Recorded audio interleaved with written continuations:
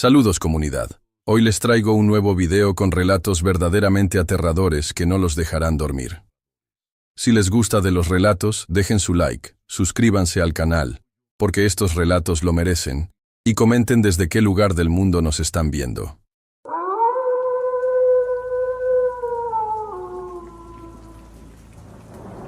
Vivo, o vivía, hasta hace unas semanas, en Oaxaca.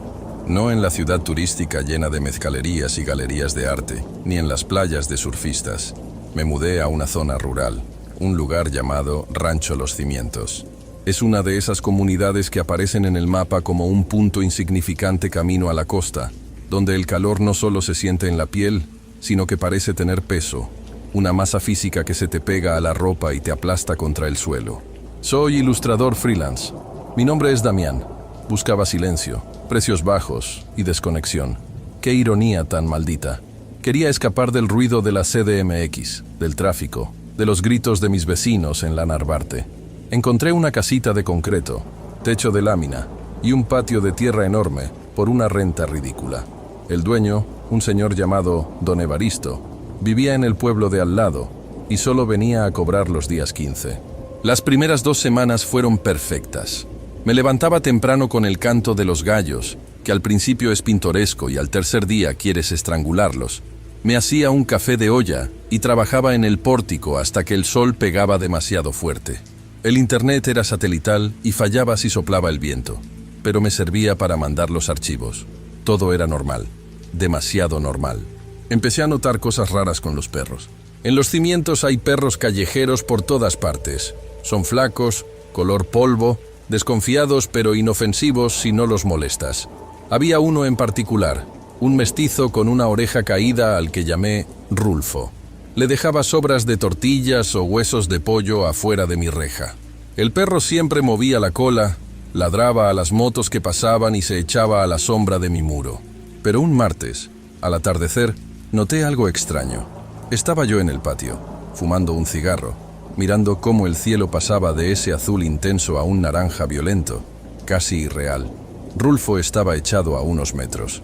De repente, el perro se levantó de golpe. No ladró, no gruñó. Simplemente se quedó rígido, mirando hacia el camino de tierra que lleva a la carretera principal. Metió la cola entre las patas, pegó las orejas al cráneo y empezó a recular. No corrió. Caminaba hacia atrás, temblando, como si el aire delante de él se hubiera solidificado. Miré hacia donde él miraba. A lo lejos, caminando por el borde de la zanja de riego, venía una figura. Por la distancia, apenas distinguía una silueta encorvada envuelta en telas oscuras, marrones y grises, que se confundían con el polvo del camino. Caminaba lento, arrastrando los pies. ¿Qué traes, Rulfo?, le dije al perro intentando calmarlo. El animal soltó un chillido agudo, lastimero, y salió disparado hacia el monte, perdiéndose entre los arbustos secos. Nunca lo volví a ver. Me quedé en la reja, observando a la figura acercarse. No era nadie conocido. En un pueblo de 100 familias, acabas reconociendo a todos en una semana. Esta mujer, porque era una mujer, se notaba en el andar. Era ajena a todo. Cuando pasó frente a mi casa, la luz ya era escasa. Era increíblemente alta, pero estaba tan encorvada que parecía pequeña. Su piel no era morena como la de los locales. Era de un gris cenizo, como si la hubieran empanizado con la tierra muerta de los caminos. Llevaba un rebozo raído sobre la cabeza y una falda larga que barría el suelo. Pero lo que me llamó la atención fueron sus brazos. Eran como ramas secas, puras cuerdas y hueso bajo una piel traslúcida.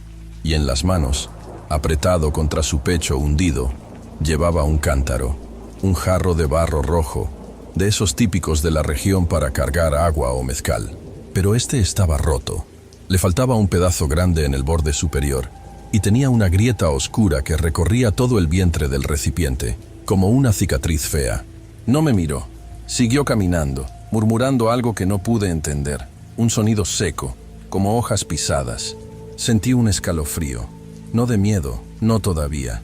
Fue esa sensación de repulsión instintiva, como cuando ves un insecto grande o hueles carne podrida. Entré a la casa y cerré la puerta con doble vuelta, sintiéndome estúpido por hacerlo. Es una vieja loca, pensé, una indigente. Esa noche, Soñé que el cántaro goteaba, pero no goteaba agua, goteaba oscuridad, un líquido negro y denso que manchaba el suelo de mi casa y se comía la luz. A la mañana siguiente, fui a la tiendita de doña Amalia por refrescos y huevos. Amalia es una señora chismosa, pero amable, de esas que saben la vida de todos. Mientras me despachaba, le pregunté casualmente: «Oiga, doña Amalia, ayer vi pasar a una señora muy mayor, muy delgada, con un jarro roto. ¿Sabe quién es? ¿Vive por aquí?». La mano de Amalia se detuvo sobre la báscula. El silencio en la tienda se hizo pesado. Había dos señores tomando Coca-Cola en la entrada y ambos dejaron de hablar al instante. Amalia me miró no con curiosidad, sino con advertencia. «No le haga caso, joven Damián. Si la ve, métase a su casa. No la mire a los ojos y, por lo que más quiera, no deje que se pare cerca de usted cuando el sol está bajando». Me reí un poco nervioso. «¿Por qué? ¿Es agresiva? ¿Roba?». Uno de los hombres en la puerta escupió al suelo y dijo en voz baja: «No roba cosas, güero. Roba lo que no se recupera». Amalia chistó para callarlo. «Es la vieja Matea», dijo ella bajando la voz. «O eso dicen. Otros dicen que ni nombre tiene ya. Vivía en el cerro, allá por donde estaban los antiguos hornos de cal. La corrieron hace años porque decían que secaba a los animales. Las vacas amanecían muertas, pero sin heridas, solo vacías, frías como piedras al sol de mediodía». «¿Secaba?», pregunté escéptico. «Les robaba la sombra, joven. Dicen que esa mujer tiene tanta hambre de vida que se bebe la sombra de lo que encuentra. Y sin sombra, uno no se halla en este mundo. El alma se escapa por los pies». Salí de la tienda pensando que era una leyenda urbana fascinante. La bruja que come sombras. Sonaba a cuento para asustar niños, para que no se quedaran jugando tarde en la calle. Como buen citadino cínico, lo archivé en mi cerebro como folclore local y seguí con mi vida. Pero la atmósfera en el rancho cambió. Empecé a verla más seguido, siempre a la misma hora, entre las 6 y las 7 de la tarde, cuando el sol empieza a caer y las sombras se estiran, volviéndose largas y grotescas sobre la tierra seca. Siempre pasaba por mi calle. Mi casa es la última antes de que el camino se vuelva monte, así que supongo que era su ruta de retorno a donde sea que durmiera. La tercera vez que la vi, estaba trabajando en el jardín, intentando arreglar una manguera que goteaba. El sol estaba justo a mis espaldas, proyectando mi sombra larga, de unos 4 o 5 metros, hacia el camino de tierra. Escuché el arrastrar de pies. Levanté la vista y allí estaba, a unos 10 metros. Se había detenido. Por primera vez vi sus ojos. No sé cómo describirlos sin sonar melodramático. Eran agujeros. Las cuencas estaban tan hundidas que la piel alrededor parecía succionada hacia el cráneo. Los ojos en sí eran lechosos, velados por cataratas tan densas que parecían canicas de mármol sucio. Pero me veía. Sabía que me veía. Me quedé quieto, con la manguera en la mano. El agua fría mojaba mis pies, pero no podía moverme. Había algo hipnótico en su quietud. Ella bajó lentamente el cántaro. Sus movimientos eran dolorosos de ver. Cada articulación parecía crujir. Colocó el jarro de barro en el suelo, justo donde terminaba la proyección de mi sombra. El jarro estaba roto, sí, pero la grieta central parecía palpitar. «Buenas tardes», dije. Mi voz sonó estrangulada. Quería ser educado, romper la tensión con civilidad. Ella no respondió, solo inclinó el jarro un poco hacia mi sombra. Y entonces vi algo que mi cerebro trató de rechazar. La física dicta que una sombra es solo la ausencia de luz. Es bidimensional, una proyección. Pero en ese momento, bajo el sol naranja de Oaxaca, mi sombra pareció ganar densidad. La punta de mi sombra, la que correspondía a mi cabeza, tocó la boca del jarro. Y fluyó. Como si fuera humo pesado o agua oscura, la sombra empezó a deslizarse hacia adentro del cántaro roto. Sentí un tirón, no en mi cuerpo, sino dentro de mi cuerpo. Fue un vértigo repentino, como cuando te levantas muy rápido de la cama, pero multiplicado por 10. Las rodillas se me doblaron. Solté la manguera. «¡Hey!», grité o intenté gritar. Salió como un susurro. La vieja sonrió. No tenía dientes, solo encías grises y una lengua seca. El flujo se aceleró. Vi cómo la sombra de mis hombros se estrechaba, distorsionándose, siendo succionada por ese recipiente maldito que debería estar vacío. Sentí frío, un frío glacial, punzante, que empezó en la nuca y bajó por mi columna vertebral. En Oaxaca, a 30 grados centígrados, yo estaba tiritando. Hice un esfuerzo sobrehumano, como quien intenta despertar de una parálisis del sueño, y di un paso atrás. Luego otro. Tropecé con una piedra y caí de culo en el lodo que había hecho la manguera. Al retroceder, mi sombra se desconectó del jarro. Hubo un sonido, lo juro por mi madre. Hubo un sonido como de elástico rompiéndose, un snap grave que vibró en el aire. La vieja levantó la vista del jarro y me miró con una expresión de pura y absoluta hambre. No ira, no odio, hambre. Luego, con una agilidad que no correspondía a su edad, agarró el cántaro, lo abrazó contra su pecho como si fuera un bebé y se dio la vuelta. Se fue caminando rápido, casi corriendo, desapareciendo en la curva del camino. Me quedé tirado en el lodo 10 minutos, temblando, tratando de entender qué carajos acababa de pasar. Cuando finalmente me levanté, el sol ya se había puesto. Entré a la casa y prendí todas las luces. Me metí a la ducha y puse el agua lo más caliente que aguantaba el calentador de paso. No podía dejar de temblar. Me miré en el espejo. Estaba pálido, ojeroso, pero lo peor no era mi cara. Era que bajo la luz del foco del baño, mi sombra en los azulejos se veía tenue, grisácea, transparente, como si le faltara fuerza. Pensé en irme esa misma noche, agarrar el coche y manejar hasta la ciudad de Oaxaca o hasta Puerto Escondido, pero estaba agotado, una fatiga nuclear, como si hubiera corrido un maratón sin entrenamiento. Me arrastré a la cama pensando, mañana me voy, a primera hora. Me desperté 2 días después. No recuerdo haber dormido tanto. Cuando abrí los ojos, era de tarde. El sol entraba por la ventana, pero la luz me parecía incorrecta. Sabía que era sol, veía el brillo en el suelo, pero no sentía el calor. Era como ver una película del sol, no estar bajo él. Me levanté mareado. Tenía una sed espantosa. Bebí agua directamente del grifo de la cocina. El agua no me quitaba la sed. Sentía la garganta seca, como si tuviera polvo atorado. Salí al patio. Todo se veía ligeramente desaturado. Los verdes de los árboles eran grisáceos. El cielo azul tenía un tono metálico. Tengo una insolación, me dije, o una infección viral, tal vez dengue. Intenté trabajar, pero no podía concentrarme. Las líneas en la pantalla de mi tableta se movían. Y el frío, Dios, el frío no se iba. Me puse una sudadera, a pesar de que el termómetro de la pared marcaba 32 grados. Alrededor de las 5 de la tarde, escuché ruidos en la reja. Era don Evaristo, el casero. «¡Joven Damián!», gritó. «Vine a ver si necesitaba agua, que la pipa no ha pasado». Salí a recibirlo. Me sentía pesado, como si caminara bajo el agua. Cuando don Evaristo me vio, su sonrisa se borró. Dio un paso atrás instintivamente. Se persignó rápido, un movimiento casi imperceptible. «¿Está enfermo, joven?», preguntó desde lejos. No se acercó a la reja. «Creo que comí algo mal, don Evaristo. Me siento un poco débil». El viejo me miró los pies. Luego miró al suelo, a mi lado. Luego me miró a la cara con terror puro. «Joven, métase. Métase y cierre todo. Y ponga veladoras». «¿De qué habla?». «Su sombra, joven. Está mocha». Miré al suelo. El sol me daba de lado. Mi sombra se proyectaba sobre la tierra seca, pero no estaba completa. La parte superior, la cabeza y los hombros, estaban difusos, casi invisibles, como si fueran de humo disipándose. Solo de la cintura para abajo, la sombra era negra y sólida. La vieja lo agarró, susurró don Evaristo. Se lo dije a Amalia, le dije que le avisara. Esa maldita bruja. «¿Qué hago?», pregunté, sintiendo que el pánico empezaba a romper mi barrera de racionalidad. «Váyase.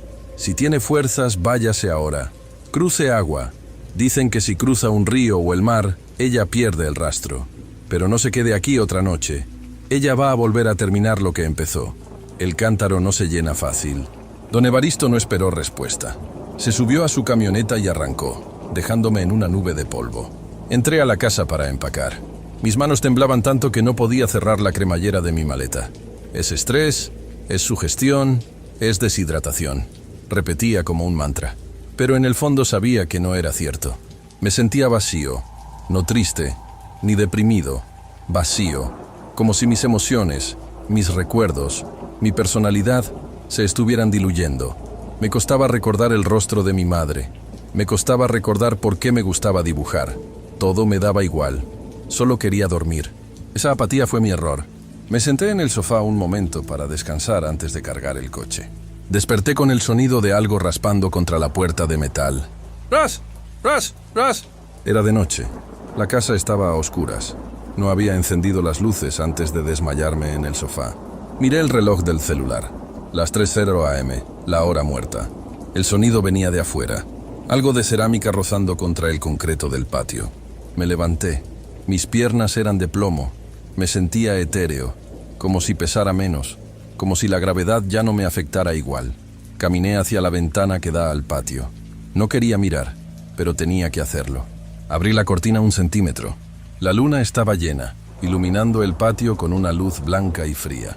Ella estaba ahí, sentada en cuclillas en medio de mi patio, a unos 5 metros de la ventana. No miraba hacia la casa, miraba hacia el cántaro que tenía colocado frente a ella. Estaba acariciando el borde roto del jarro con sus dedos huesudos, haciendo un sonido rítmico, casi musical. Y entonces empezó a hablar, o a cantar. No eran palabras, eran sonidos guturales, chasquidos, gemidos bajos. De repente levantó la cabeza y miró directamente a mi ventana, a la rendija de 1 centímetro por donde yo espiaba. Sonrió, y esta vez vi que su boca estaba llena de oscuridad. No tenía garganta, solo un pozo negro infinito. «Dame lo que falta», escuché. No lo escuché con los oídos. Lo escuché dentro de mi cabeza, como un pensamiento intrusivo que no era mío. Su voz sonaba a tierra seca cayendo sobre un ataúd. Retrocedí, tropezando con la mesa de centro. Hice ruido. Ella se levantó, despacio, agarró el cántaro. Empezó a caminar hacia la puerta. Corrí a la puerta trasera. Estaba cerrada con llave. Las manos me fallaban. Los dedos se me resbalaban en el cerrojo. No tenía fuerza. Mi cuerpo se sentía ajeno. Escuché un golpe en la puerta principal. No fue un golpe fuerte. Fue el sonido de la cerámica tocando la madera. ¡Toc! La puerta crujió. ¡Toc! Empecé a sentir que me desvanecía. Mi visión se volvió de túnel. Los bordes de mi vista se oscurecieron. Me di cuenta de que no era que se estuviera yendo la luz. Es que yo estaba dejando de percibirla. ¡Vete!, grité. Mi voz sonó patética, débil. «Tienes frío», dijo la voz en mi cabeza. «Entra aquí. Aquí no hay frío. Aquí estamos todos». Miré por debajo de la puerta, por la rendija del suelo. Una sombra se filtraba hacia adentro, pero no era una sombra normal. Era como aceite negro. Se deslizaba por el suelo, ignorando la luz de la luna, avanzando hacia mí. Me arrinconé en la cocina. Agarré un cuchillo cebollero, aunque sabía que era inútil. ¿Cómo apuñalas a una ausencia? ¿Cómo matas al vacío? La mancha negra llegó a mis pies. En cuanto tocó mis zapatos, sentí que caía. No físicamente, sino mentalmente. Caí en un abismo helado. Vi imágenes que no eran mías. Vi un bosque antiguo. Vi animales muriendo de sed. Vi a hombres perdidos en el desierto, gritando sin voz. Vi el fondo del cántaro. Y en el fondo del cántaro, vi rostros. Cientos de rostros, estirados, deformes, gritando en silencio, hechos de sombra y humo. Grité, y al gritar, sentí que algo se desgarraba en mi pecho. De repente todo paró. El silencio volvió. Los grillos empezaron a cantar de nuevo. La presión en el aire desapareció. Me quedé en el suelo de la cocina hasta que amaneció. Cuando salió el sol, logré levantarme. Me sentía hueco, como una cáscara. Salí de la casa. El coche estaba ahí. Podía irme. Pero cuando fui a abrir la puerta del auto me detuve. Miré al suelo. ¡No tengo sombra! El sol de la mañana me pega de lleno.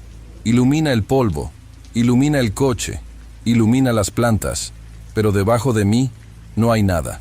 La luz pasa a través de mí como si yo fuera de cristal, o como si yo no existiera del todo. Intenté arrancar el coche, pero no pude. No porque el coche fallara, sino porque no tengo voluntad. Simplemente no le veo el punto. ¿Para qué irme? ¿A dónde iría alguien que no proyecta sombra? Llevo aquí 1 semana desde esa noche. Ya no como. No tengo hambre. No siento sed, aunque tengo la boca seca como lija. La comida no tiene sabor. Es como masticar papel. La veo todas las tardes. Pasa, me saluda con la cabeza y sigue su camino. Ya no se detiene. Ya tiene lo que quería. A veces, creo escuchar mi propia voz viniendo de su cántaro cuando pasa frente a la reja. Un eco lejano, pidiendo ayuda. Escribo esto porque hoy me miré en el espejo y mi reflejo tardó 1 segundo en seguir mis movimientos, y mis ojos Mis ojos se están poniendo lechosos, grises. Creo que me estoy desvaneciendo. Creo que pronto seré solo parte del contenido de ese jarro. Si alguien lee esto y anda por la costa de Oaxaca, por favor, si ven un camino de tierra que lleva a Rancho Los Cimientos, sigan de largo. Y si ven a una vieja con un cántaro roto al atardecer, no se detengan, no la miren. Y por Dios, vigilen su sombra, porque si ella la toca, ya no les pertenece. Ahora tengo que irme. El sol está bajando y siento que me llaman. Tengo frío, mucho frío.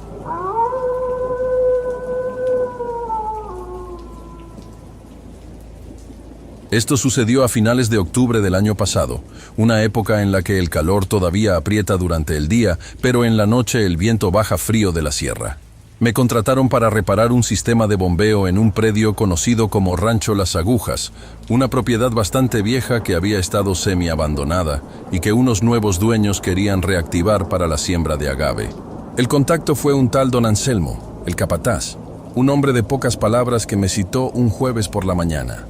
El viaje desde Guadalajara hasta la zona donde está San Isidro es largo, y el último tramo es pura terracería en muy mal estado. Llevaba mi camioneta, una Ford Lobo 2008 que ya tiene sus batallas, cargada con la herramienta, tubería de PVC, cables y la bomba sumergible que supuestamente iba a instalar si la vieja no tenía arreglo. Recuerdo muy bien que el camino estaba particularmente seco. Cada vez que pasaba otro vehículo, que fueron pocos, se levantaba una nube de polvo rojizo que tardaba minutos en asentarse y te obligaba a cerrar las ventanas y poner el aire acondicionado al máximo, aunque el mío ya no enfría como antes. Llegué al rancho cerca de las 11 de la mañana. El lugar no era gran cosa, una casa principal de adobe que se notaba que había tenido mejores tiempos, con el enjarre cayéndose a pedazos y el techo de teja con varios huecos visibles. Había un corral grande de piedra donde tenían unas cuantas cabezas de ganado, vacas flacas en su mayoría, y un rebaño de borregos que andaban sueltos pastando la hierba seca que crecía cerca de los muros. Me recibió Anselmo, un señor ya mayor, de piel curtida por el sol y manos llenas de callos. No perdimos tiempo en saludos cordiales. Me llevó directo al pozo, que estaba a unos 300 metros de la casa, pegado a una arboleda de mezquites viejos que daban una sombra muy densa. El problema, según me explicó, es que la bomba anterior se había quemado y necesitaban sacar agua para los animales porque los abrevaderos estaban secos. Me puse a trabajar de inmediato. Lo primero fue sacar la bomba vieja, una tarea pesada porque la tubería era de acero galvanizado, muy oxidada, y cada tramo pesaba un infierno. Anselmo me asignó a un muchacho para que me ayudara, un chico llamado Gavino, que no tendría más de 19 años. Gavino era callado, trabajaba bien, pero noté que estaba nervioso. Miraba constantemente hacia la zona de los mezquites y hacia el camino de tierra que bordeaba la propiedad.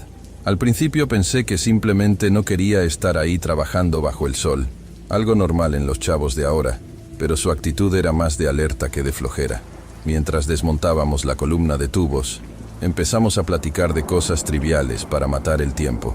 Le pregunté cuánto tiempo llevaba trabajando ahí, y me dijo que solo 2 semanas, que era de un pueblo vecino, y que se regresaba a su casa todos los días antes de que oscureciera. Me pareció curioso que enfatizara tanto lo de irse antes de la noche.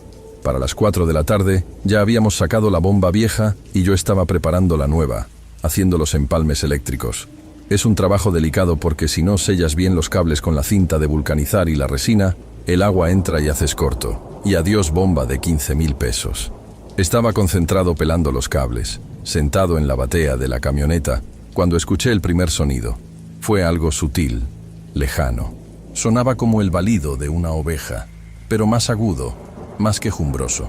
No le presté atención. Al fin y al cabo había borregos sueltos por ahí. Seguí con lo mío. Unos 10 minutos después, el sonido se repitió, pero esta vez más cerca, proveniente de la zona de los mezquites. Gavino, que estaba limpiando las roscas de los tubos con un cepillo de alambre, se detuvo en seco. Lo vi ponerse pálido bajo la capa de tierra que tenía en la cara. Se quedó inmóvil, escuchando. Le pregunté qué le pasaba y solo negó con la cabeza, volviendo al trabajo pero con movimientos más rápidos, más torpes. El sonido volvió a escucharse y esta vez yo también levanté la vista. No sonaba exactamente como un borrego. Tenía una cadencia rara, como si le faltara el aire. Y luego el tono cambió. Ya no era un bi normal. Sonaba, y lo digo con total frialdad, como cuando un niño pequeño intenta imitar a un animal, o peor aún, como un niño llorando con la voz ronca. Terminé de preparar la bomba a eso de las 6. El sol ya estaba bajando y la luz se ponía de ese color anaranjado que hace que las sombras se alarguen mucho. Le dije a Gavino que ya podíamos empezar a bajar la bomba nueva, pero él me dijo que se tenía que ir. Le dije que no me dejara colgado, que necesitaba ayuda para sostener el tubo mientras yo apretaba las llaves, pero el muchacho estaba decidido. Agarró su mochila, se subió a su bicicleta y se fue pedaleando por la brecha a toda velocidad sin decir ni adiós. Me quedé molesto. Anselmo vino un rato después y se disculpó. Dijo que los muchachos de ahora no aguantan nada. Me ofreció ayudarme él, pero ya era un hombre mayor y no tenía la fuerza para sostener la tubería. Decidí que lo mejor era dejar todo listo y terminar temprano al día siguiente. Anselmo me ofreció quedarme en un cuarto que tenían para los trabajadores temporales.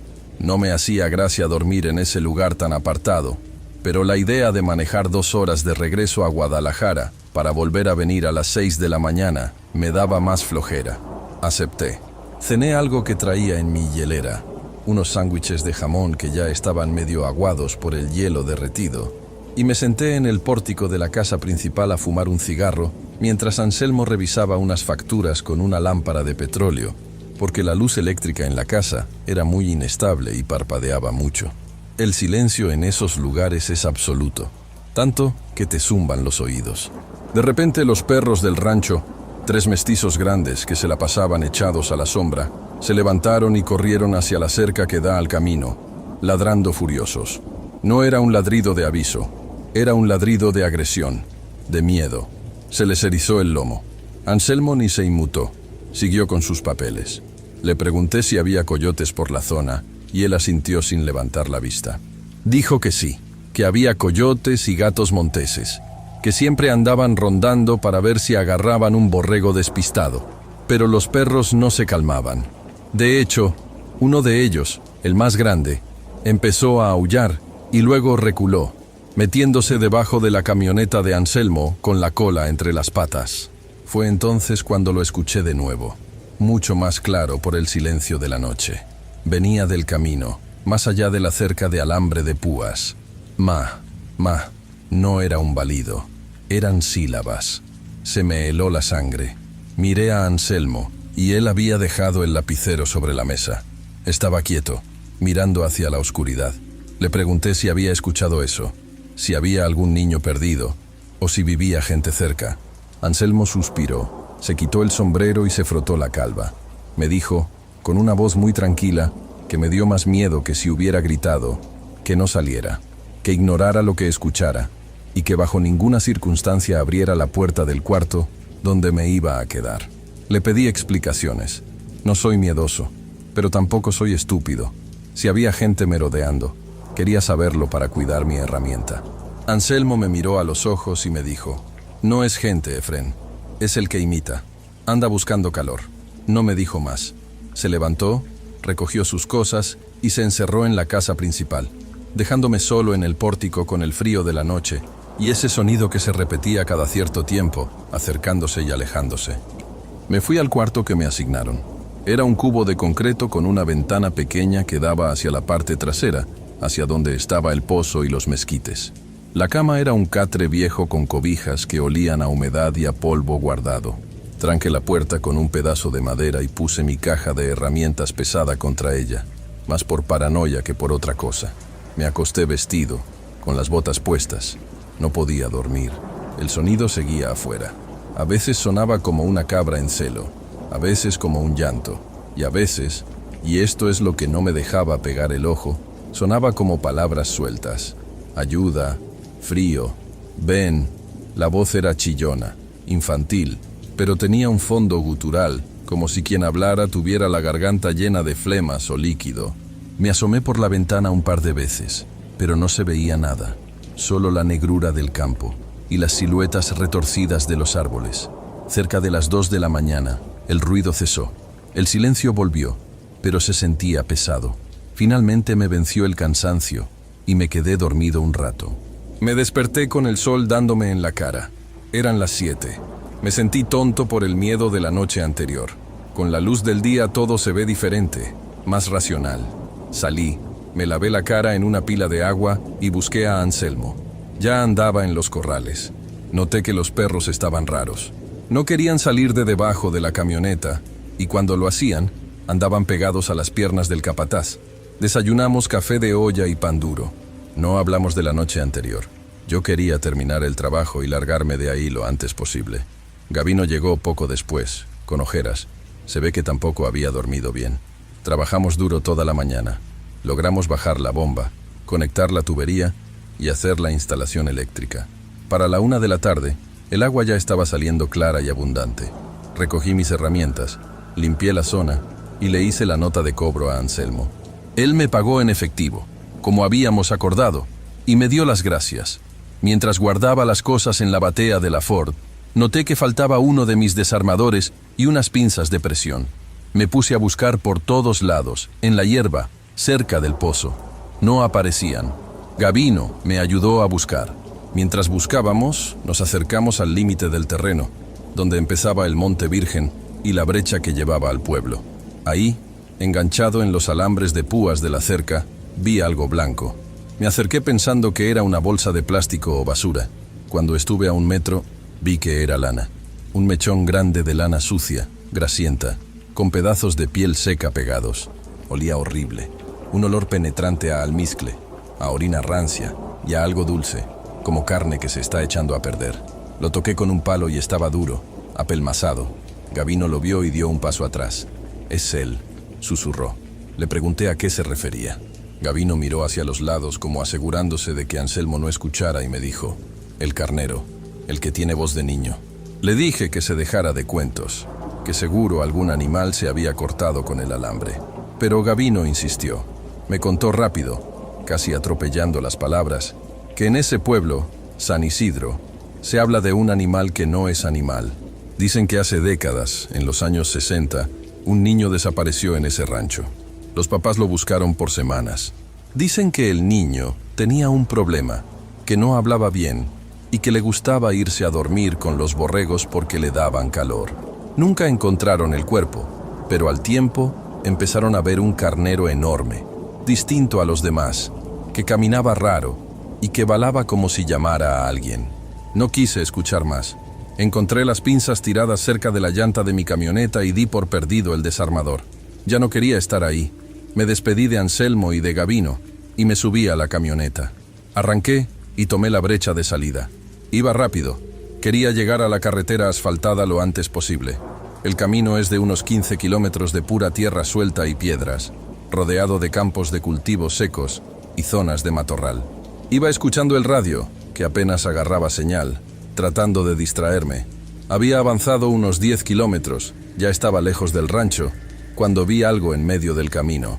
Frené un poco para no golpear la suspensión. Era un bulto blanco. Pensé que se le había caído algo a algún camión o que era un animal muerto. Al acercarme más, vi que estaba de pie. Era un carnero, pero no era un carnero normal. Era inmenso. La lana le colgaba en rastas sucias, llenas de lodo y espinas. Estaba parado justo en el centro de la brecha, dándome la espalda. Toqué el claxon. El animal no se movió. Toqué de nuevo, más largo. Nada. Estaba estático, como una estatua de lana sucia. Me empecé a impacientar. Bajé la ventana y grité: «¡Quítate! ¡Muévete!». El animal giró la cabeza lentamente. Fue un movimiento antinatural, demasiado suave, sin los tirones típicos de una oveja. Cuando me vio, sentí un golpe en el estómago. Sus ojos no eran de borrego. Los ojos de las cabras y borregos tienen la pupila rectangular, horizontal. Estos ojos eran redondos, con la parte blanca visible, inyectados en sangre, con un iris café oscuro. Eran ojos humanos, pero puestos en la cara larga y peluda de una bestia. Y la expresión: no había miedo, no había instinto animal, había una especie de curiosidad maliciosa. El animal se dio la vuelta completa. Caminaba sobre sus 4 patas, pero las traseras eran demasiado largas, lo que hacía que su lomo estuviera muy inclinado hacia adelante. Dio unos pasos hacia la camioneta. Yo puse reversa. Mi instinto me gritaba que no dejara que esa cosa se acercara. pero la camioneta se patinó en la tierra suelta y se apagó el motor. Maldije en voz alta, giré la llave, el motor tosió pero no arrancó. Por favor, murmuré. El carnero se detuvo a unos 5 metros del cofre. Abrió la boca. Esperaba un balido. Lo que salió fue una voz, clara, aguda, lastimera. Señor, ayúdeme. Se me pusieron los pelos de punta hasta en la nuca. Era la voz de un niño pequeño, temblorosa, pero salía de esa garganta animal. Y luego hizo lo imposible. Se levantó. Se alzó sobre las patas traseras con una facilidad pasmosa, sin tambalearse. Al ponerse de pie, mediría casi lo mismo que un hombre adulto, quizás 1,70 m. Las patas delanteras, que ahora usaba como brazos, terminaban en pezuñas negras y partidas, pero las articulaciones se doblaban de forma que parecían tener codos y hombros. La lana del pecho estaba abierta, dejando ver una piel rosada, llena de cicatrices, y lo que parecían ser úlceras o llagas abiertas que palpitaban. El olor llegó hasta la cabina, a pesar de tener los vidrios casi arriba. Ese olor a muerte y a corral concentrado. La cosa dio un paso hacia mí, caminando en 2 patas, balanceándose de forma grotesca. «Tengo frío», dijo la cosa, y estiró las patas delanteras como si quisiera un abrazo. «Abrázame». Frío. Vi su boca abierta de cerca. No tenía los dientes planos de un herbívoro. Tenía dientes, sí, pero eran molares humanos, amarillos, podridos y caninos pequeños. Estaban amontonados en las encías, en filas desordenadas, empujándose unos a otros. La lengua era gruesa y pálida. El terror me paralizó por un segundo. No podía mover las manos, solo miraba esa abominación acercarse a mi ventanilla. La cosa pegó la cara al vidrio. Pude ver el detalle de sus pestañas, largas y gruesas, y la textura húmeda de su nariz. Golpeó el cristal suavemente con la pezuña. «Abre, abre, quiero entrar». No gritaba. Lo pedía con una súplica que sonaba tan falsa que revolvía el estómago. Reaccioné por puro pánico. Giré la llave con toda la fuerza de mi mano, casi rompiéndola. El motor rugió y arrancó. No me importó si la cosa estaba enfrente o a un lado. Pisé el acelerador a fondo. Sentí un golpe sordo en el costado de la camioneta, como si hubiera chocado con un costal de cemento. La camioneta derrapó. Las llantas traseras aventaron piedras y polvo, y salí disparado hacia adelante. Miré por el retrovisor. La cosa no se había caído. Estaba parada en medio de la nube de polvo, erguida como una persona, mirándome irme. Y juro, por la vida de mis hijos, que vi cómo levantaba una de sus patas delanteras y la agitaba, como despidiéndose. Manejé los 5 kilómetros que faltaban para la carretera como un loco. La suspensión de la camioneta sonaba horrible cada vez que caía en un bache, pero no bajé la velocidad. Cuando llegué al asfalto, no paré.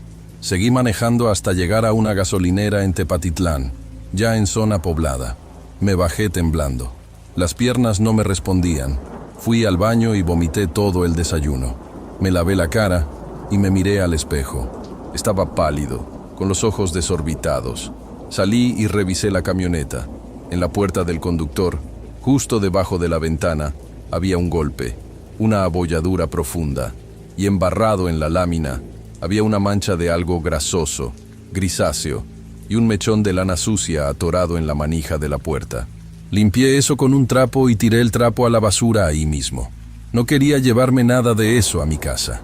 Regresé a Guadalajara manejando en automático, sin música, mirando por los espejos cada 5 segundos. Esa noche no pude dormir. Cerraba los ojos y veía esos dientes amontonados y escuchaba esa voz de niño pidiendo ayuda.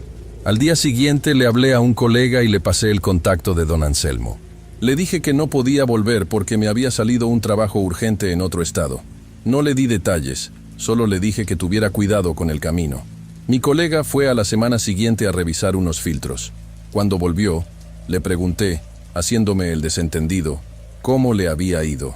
Me dijo que bien, que el lugar estaba tranquilo, pero que los dueños habían tenido que matar a los perros porque amanecieron destrozados un día, como si algo los hubiera reventado por dentro.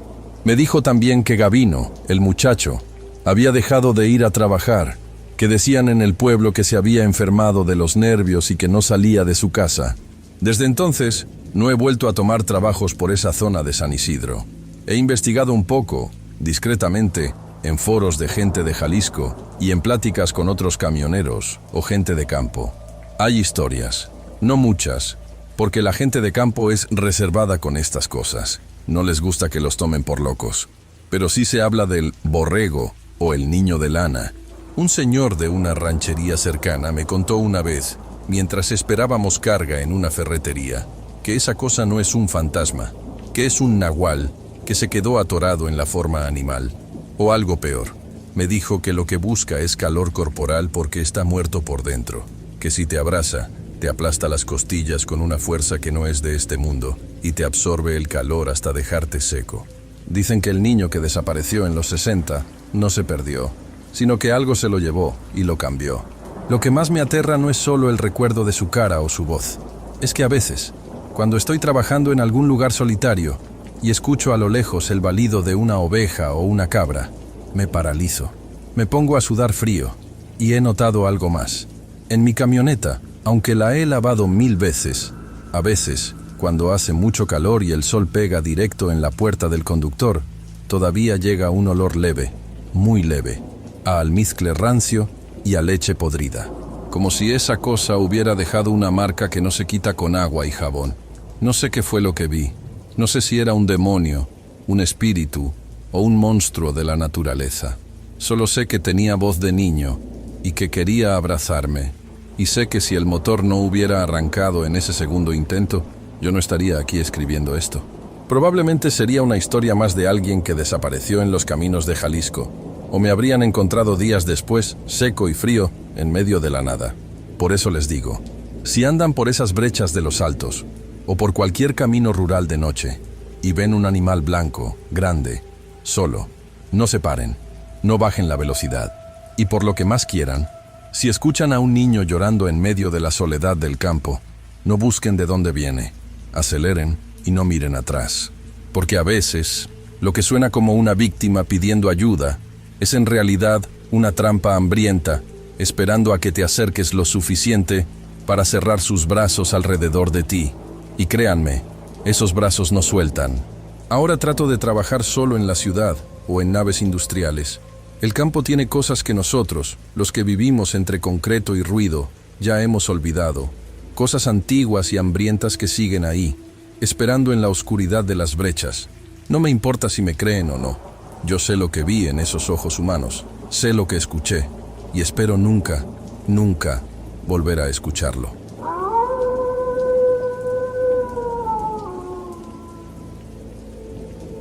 Trabajo transportando forraje, alimentos procesados para ganado y, ocasionalmente, materiales de construcción en la zona de la sierra y los valles de Durango.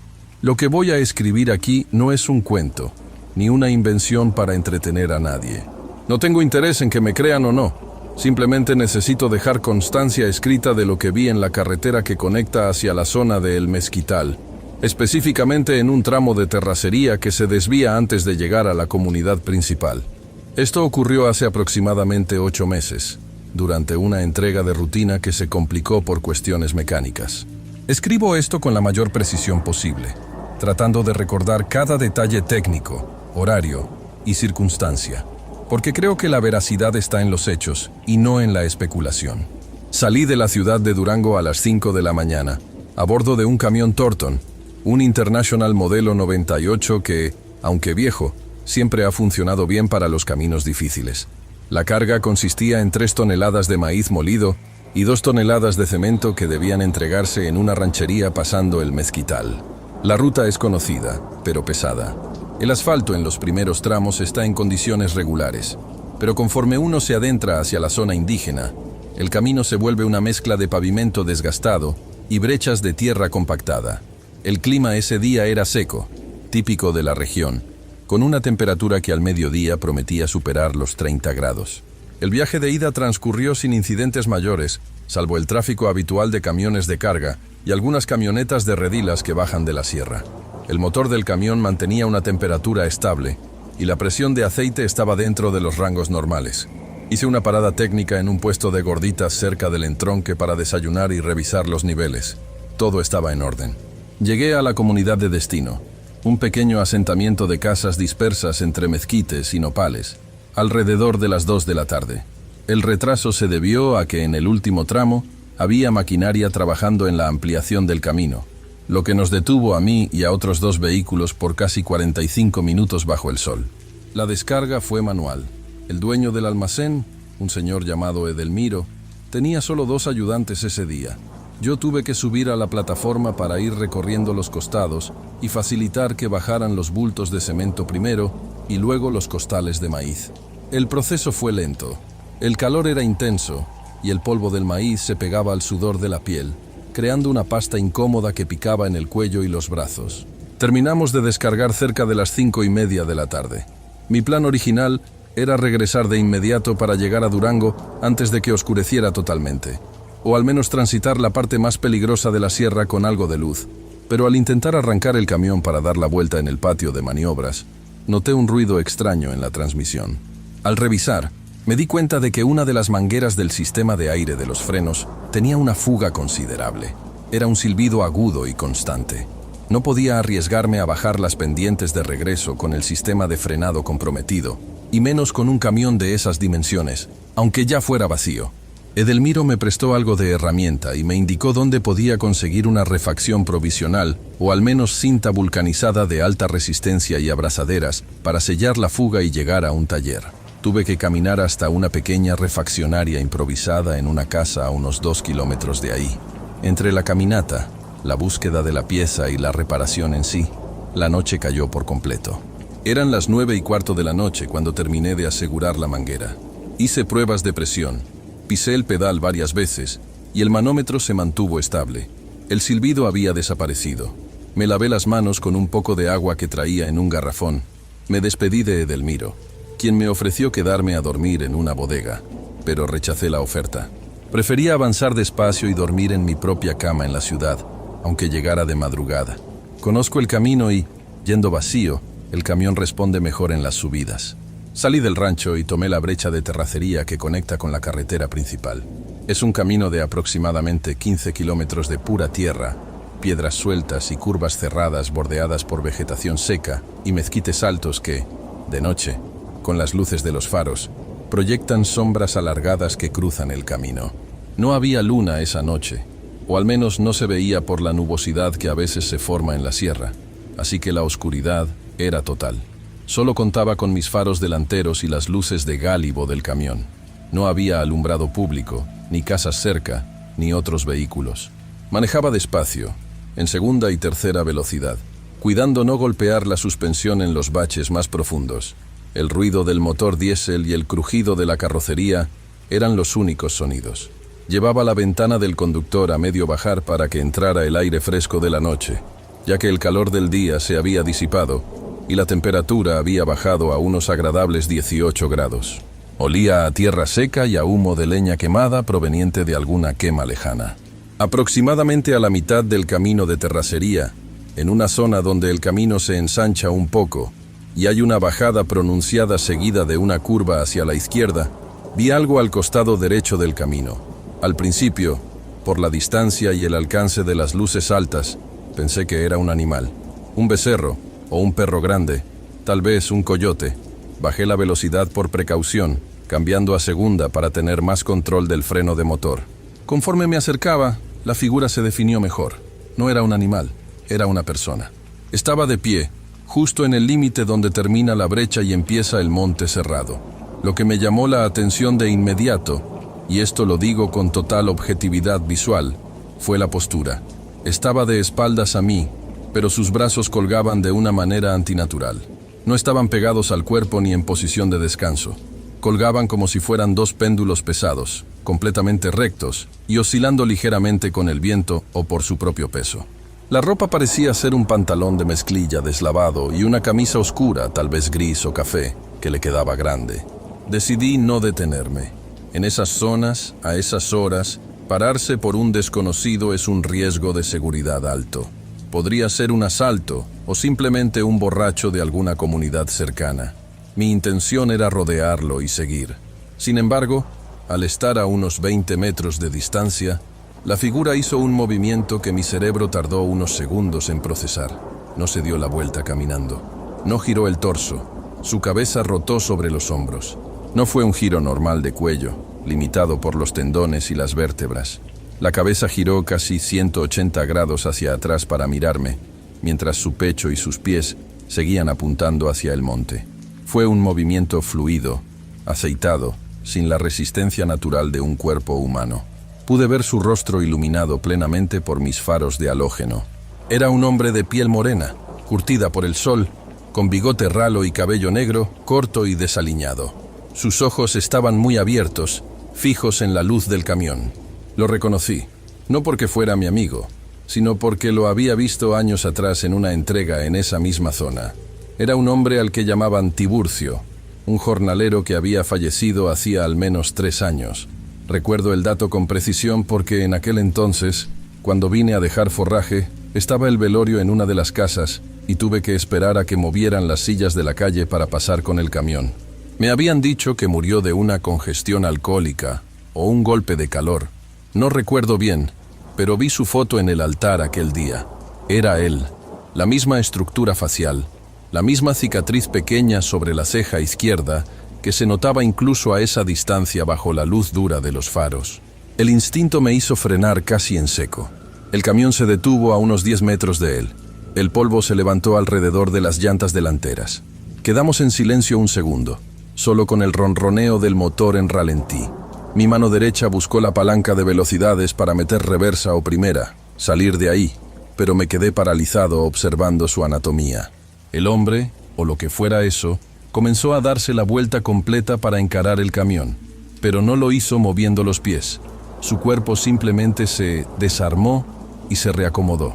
El hombro derecho bajó de golpe, como si la clavícula se hubiera disuelto, y el brazo quedó colgando solo por la piel. Luego la cadera hizo un movimiento lateral imposible, como si el fémur se hubiera salido de su sitio, y la pierna derecha se dobló hacia adentro, a la altura de la espinilla, no de la rodilla. Era como ver un muñeco de trapo, de esos que no tienen estructura interna, solo relleno, pero este se mantenía en pie. No había sangre, no había heridas visibles, solo esa flexibilidad grotesca. Empezó a avanzar hacia el camión. Su caminar no era bípedo en el sentido tradicional. Lanzaba una pierna hacia adelante, pero la pierna no tenía rigidez. El pie golpeaba el suelo como una aleta muerta, y luego el resto del cuerpo se arrastraba y se impulsaba con sacudidas espasmódicas. A pesar de esa falta de estructura, se movía rápido. Metí primera velocidad con brusquedad. Solté el embrague y aceleré. Las llantas traseras patinaron un poco en la tierra suelta antes de agarrar tracción. Tuve que volantear hacia la izquierda para esquivarlo, ya que se había movido al centro del camino. Al pasar junto a él, por la ventanilla del copiloto, lo vi de cerca. Estaba a la altura del estribo. Su cuello volvió a girar para seguir mi trayectoria, manteniendo la vista fija en mí. Lo más perturbador fue que, al momento de acelerar, él también aceleró. No corrió. Su cuerpo se tiró hacia adelante y comenzó a moverse como una araña o un insecto con las extremidades rotas. Los brazos y las piernas giraban y se doblaban en ángulos de 360 grados, propulsándolo a una velocidad que no correspondía con la mecánica de sus movimientos. Se convirtió en un borrón, una masa de extremidades agitándose frenéticamente en la orilla de mi visión periférica. Aceleré a fondo, ignorando el cuidado por la suspensión. El camión botaba violentamente en los baches. Escuchaba los golpes de la carga seca en la caja y el crujido del chasis. Miré por el espejo retrovisor lateral derecho. La figura me seguía. No corría detrás del camión, sino que iba a la par, por la cuneta, entre la maleza y la tierra. Se movía a 4 patas, o quizás más, porque la velocidad de sus extremidades hacía difícil contar cuántos puntos de apoyo usaba. Parecía que rodaba y se desenrollaba sobre sí mismo. Lo que más recuerdo, y que describo con exactitud, es el sonido. A pesar del ruido del motor, podía escuchar algo afuera. No eran pasos, era un sonido seco, como de cuero golpeando contra la tierra, flap, flap, flap, flap, a un ritmo vertiginoso. Y otro sonido, más sutil, como de articulaciones tronando, similar a cuando uno rompe una rama verde, pero continuo y repetitivo. El tramo de terracería parecía interminable. Mi velocímetro marcaba 60 kilómetros por hora, una velocidad peligrosa para ese tipo de camino en un camión pesado. La figura se mantenía a la par de la llanta trasera del lado del copiloto. De repente, Vi cómo una de sus manos o extremidades intentaba agarrar el soporte del guardafangos trasero. El brazo se estiró más de lo anatómicamente posible, como si fuera de goma, alargándose casi medio metro más de lo que debería medir un brazo humano. Di un volantazo brusco hacia la derecha, invadiendo la cuneta para intentar golpearlo o sacudírmelo. Sentí un golpe sordo en el chasis, como si hubiera atropellado un tronco, y el camión se ladeó peligrosamente. Corregí la dirección de inmediato para no volcarme. Miré de nuevo por el espejo. La figura había quedado atrás momentáneamente por la maniobra, revolcándose en el polvo que levantaban mis llantas.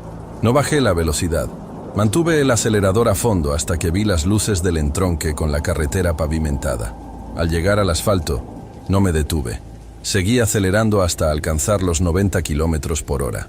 Solo entonces, cuando ya había recorrido unos 5 kilómetros de carretera pavimentada y había otros vehículos a lo lejos, me atreví a mirar los espejos con detenimiento.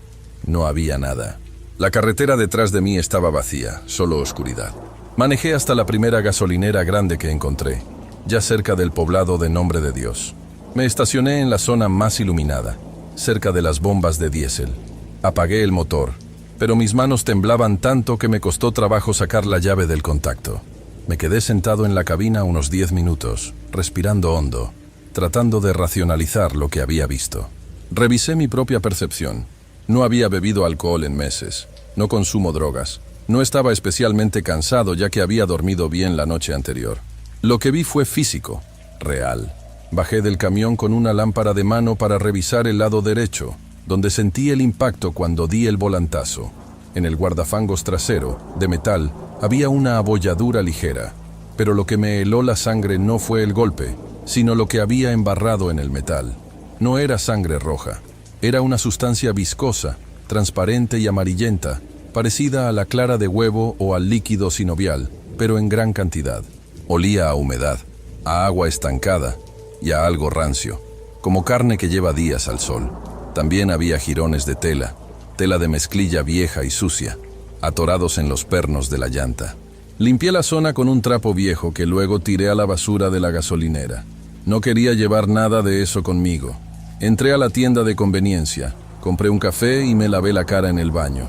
Al mirarme al espejo, noté que estaba extremadamente pálido y mis pupilas estaban dilatadas. El despachador de la gasolina, un señor mayor, me preguntó si estaba bien, si me habían asaltado. Le dije que no, que solo casi atropello a un animal en la sierra.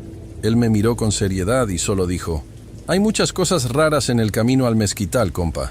Mejor no pare hasta llegar a su casa». No le di detalles. Pagué y me fui.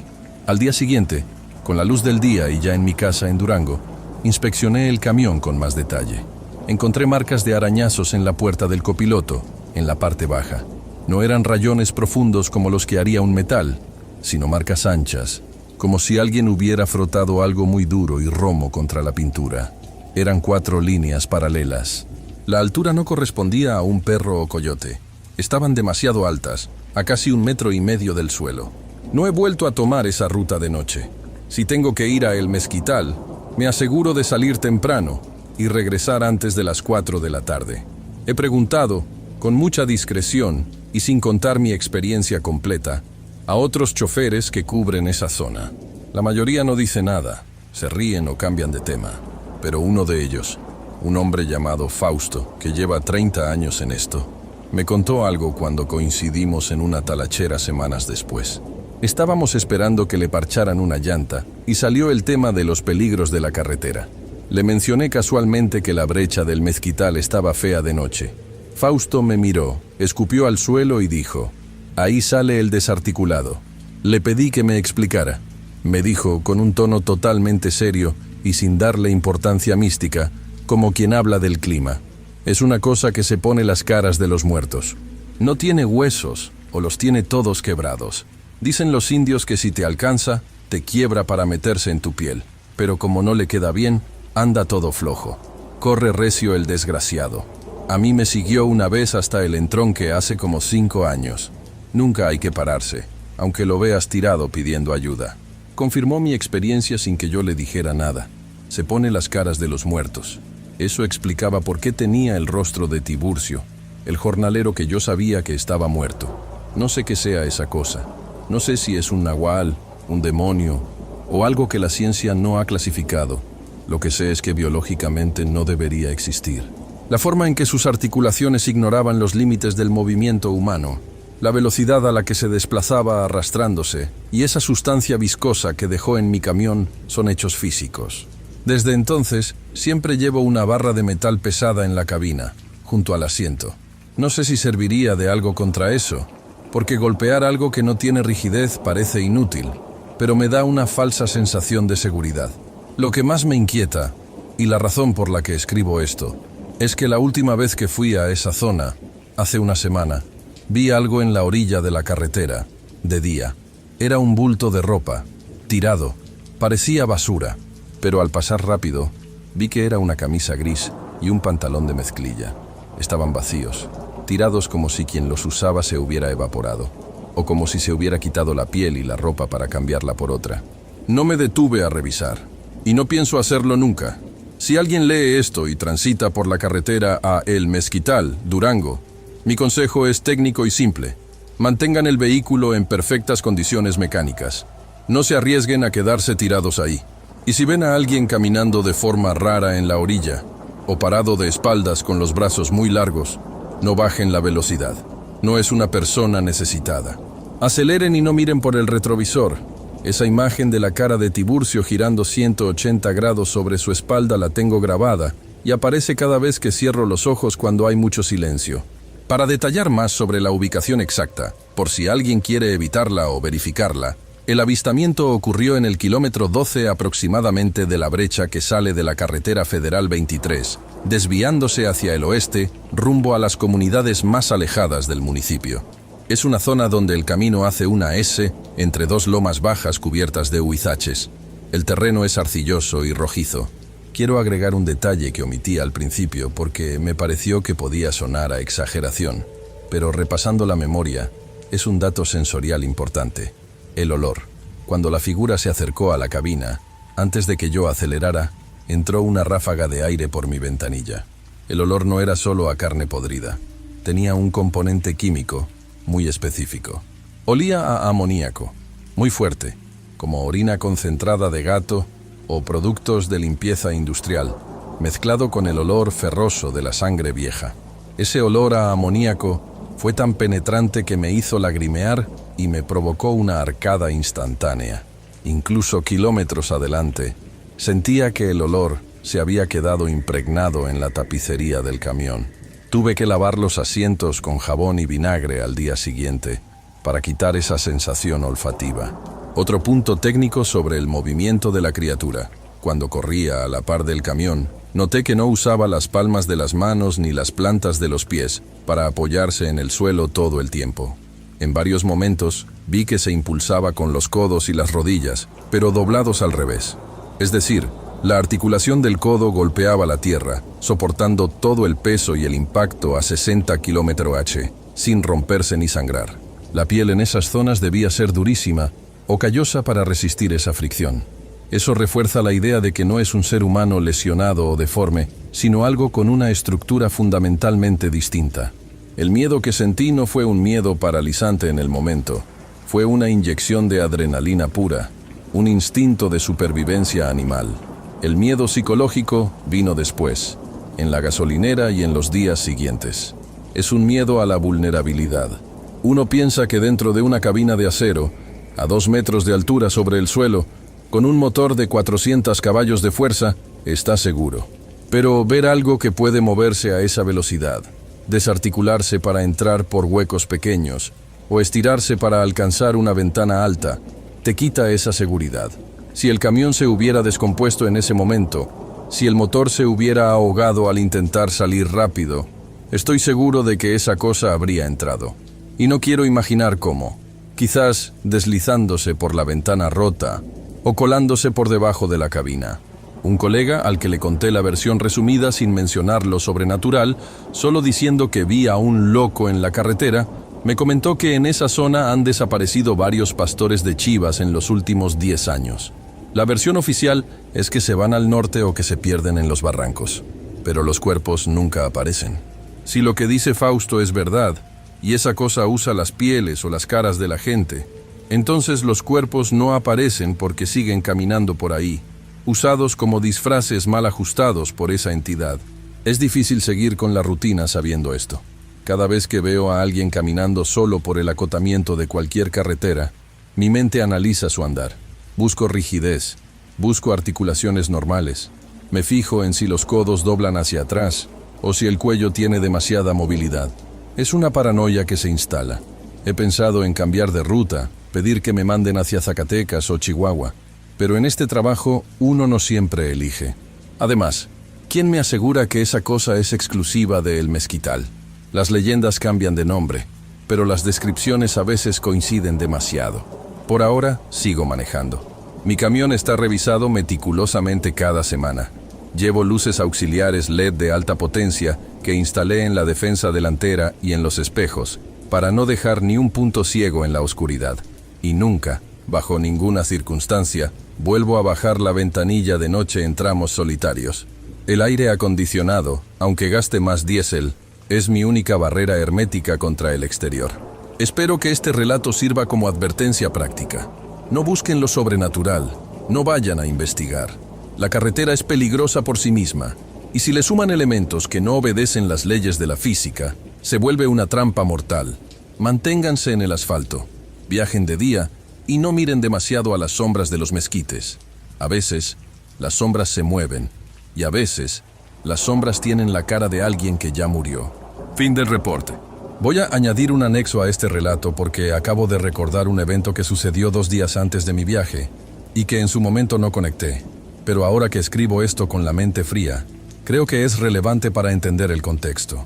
2 días antes de salir hacia El Mezquital, estaba en un taller mecánico en la periferia de Durango capital, arreglando un muelle de la suspensión trasera. Mientras esperaba, llegó una camioneta pick-up vieja, de esas Ford de los 70s, conducida por un señor de aspecto campesino, muy alterado. Traía la batea de la camioneta cubierta con una lona azul. El mecánico, que es amigo mío, se acercó a ver qué necesitaba.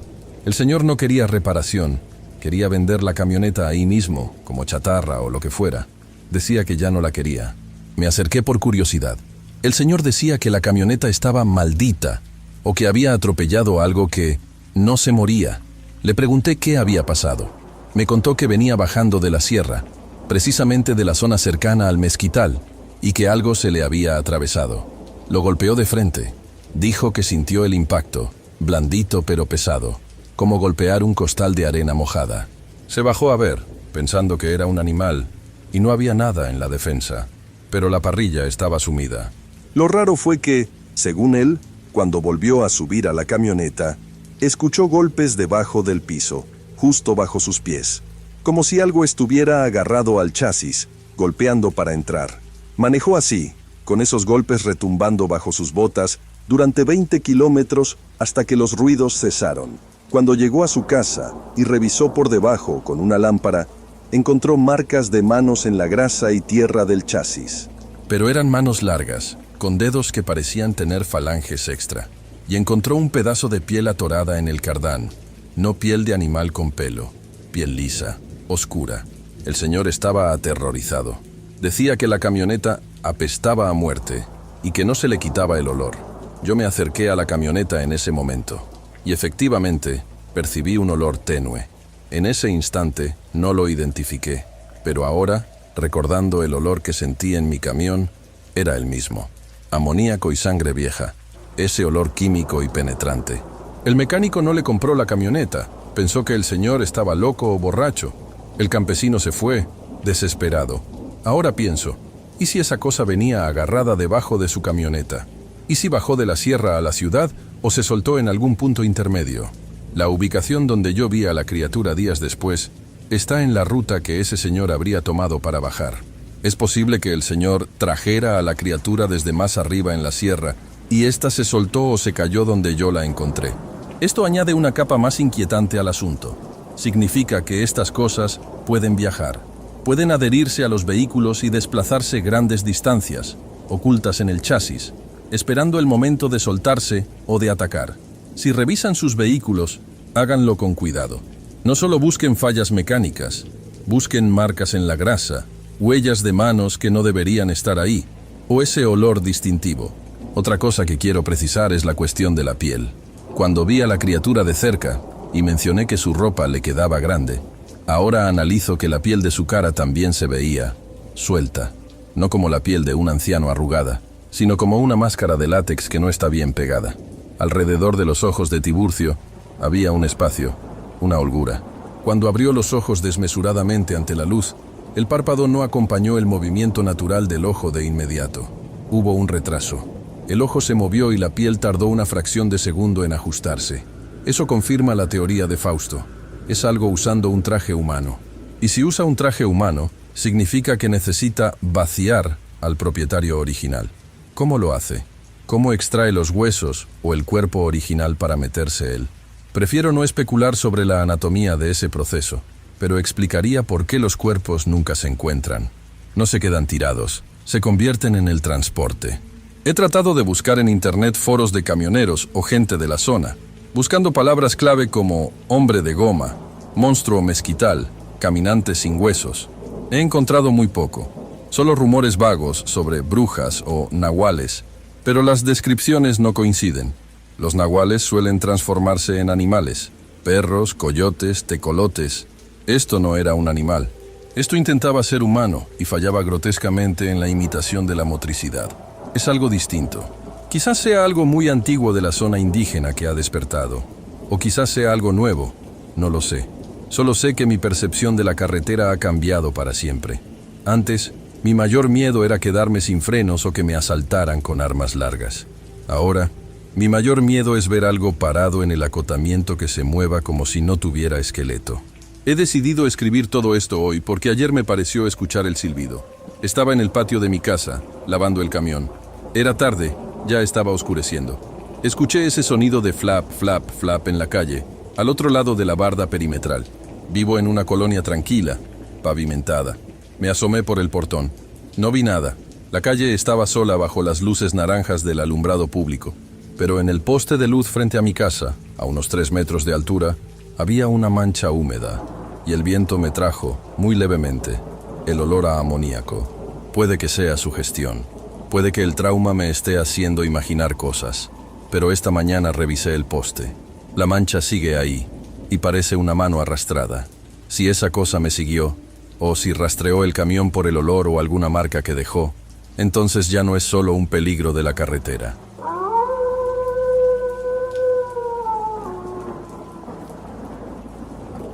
Esto pasó hace más o menos 3 semanas. Para que entiendan el contexto, soy técnico en sistemas de riego. No soy ingeniero ni nada de eso. Aprendí el oficio con mi tío, y llevo unos 10 años instalando y reparando bombas, aspersores, y todo ese rollo en ranchos y fincas. Vivo en la capital de Chihuahua, pero me la paso viajando por todo el estado. El jale es pesado, mucho sol, mucha tierra, pero paga las cuentas. La cosa es que me contrataron para un trabajo en una propiedad cerca de Rancho Nuevo.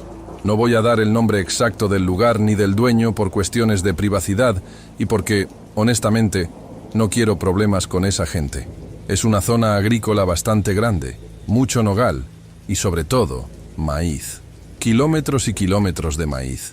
Cuando uno va por la carretera, las milpas parecen un mar verde que no se acaba nunca. A veces es bonito, pero otras veces, cuando estás solo y el sol empieza a bajar, te da una sensación de encierro bien gacha. Llegué un martes a eso de las 11 de la mañana. El calor ya estaba insoportable, de ese seco que te parte los labios en 2 segundos. Me recibió el capataz, un señor ya grande, de pocas palabras, que se presentó como don Evaristo. Tenía la piel curtida como cuero viejo y unos ojos que parecían no ver nada, pero que en realidad no perdían detalle. Me explicó que una de las bombas principales, la que alimentaba la sección norte del maizal, estaba fallando. Hacía ruidos extraños y perdía presión. Dejé mi camioneta cerca de la casa grande y me subí con él en su pick-up para ir hasta donde estaba la bomba. El camino era de terracería, puro polvo suelto que se levantaba y se metía hasta en las orejas. Mientras íbamos dando botes por los surcos, noté que el ambiente se sentía pesado. No sé cómo explicarlo. No era solo el calor. Era como si el aire estuviera estancado, denso. Don Evaristo no prendió el radio y tampoco hizo plática. Solo manejaba mirando al frente, con las manos apretando el volante tan fuerte que se le ponían blancos los nudillos. Llegamos a la caseta de la bomba. Estaba justo en el borde donde termina el camino y empieza el maizal denso. Las plantas estaban altas, más de 2 metros fácil, y crecían tan pegadas que era imposible ver qué había más allá de la primera fila. Parecía una pared vegetal. Me bajé mi caja de herramientas y me puse a checar el equipo. Era una bomba vieja, de esas de diésel ruidosas pero aguantadoras. Don Evaristo se quedó recargado en la camioneta, fumando. Me dijo: ahí te encargo, muchacho. Si necesitas algo, voy a estar dando la vuelta por los otros sectores. Pero trata de apurarte. No nos gusta que se quede gente aquí cuando oscurece. Me pareció raro el comentario, porque apenas era mediodía, pero no le di importancia. Pensé que a lo mejor tenían problemas con ladrones de equipo o algo así, que es muy común por acá. Se fue y me quedé solo. El silencio era total cuando apagué la bomba para desarmarla. Solo se escuchaba el viento moviendo las hojas del maíz, ese sonido como de papel arrugándose. Shh, shh. Empecé a trabajar. Tenía que cambiar unos empaques y limpiar el filtro que estaba atascado de lodo y raíces. Estuve clavado en la chamba como 2 horas. El sol me pegaba en la nuca y ya me había tomado 2 litros de agua. Fue entonces cuando tuve la primera sensación de que alguien me estaba mirando. Saben a lo que me refiero, ¿no? Ese cosquilleo en la base del cuello, como si unos ojos te estuvieran taladrando la piel. Me enderecé y me limpié el sudor de la frente, mirando hacia el maizal. No vi nada. Solo las cañas verdes y secas meciéndose un poco.